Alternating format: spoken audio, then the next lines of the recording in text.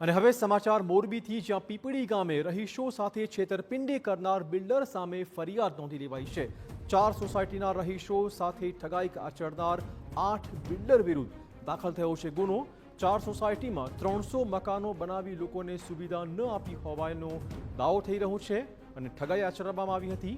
Builder દ્વારા પાણી, light, road, ગટર, કોમન પ્લોટનું વચન આપવામાં આવ્યું હતું। બિલ્ડર્સે વચન પૂર્ણ ન કરતા સ્થાનિકોએ રજૂઆતો પણ કરી હતી। અંતે 8 બિલ્ડર સામે ગુનો દાખલ કરવામાં આવ્યો છે। પીપળી ગામના માનસધામ સોસાયટી 1 અને 2 તેમજ ગોકુલધામ અને ત્રિલોકધામ સોસાયટીમાં લગભગ 300 મકાનો બનાવી લોકોને વેચવામાં આવ્યા હતા, પરંતુ કોઈ પણ પ્રકારની સુવિધા આપવામાં ન આવી। સ્થાનિકો દ્વારા આ વિશે ગૃહમંત્રીને પણ રૂબરૂમાં રજૂઆત કરાઈ હતી।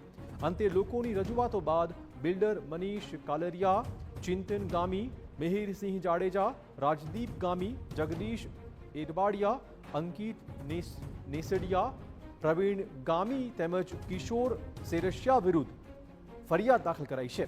વધુ વાત કરવા જોડાશે અમારા સંવાદદાતા ભાસ્કર। ભાસ્કર, શું છે વધુ અપડેટ?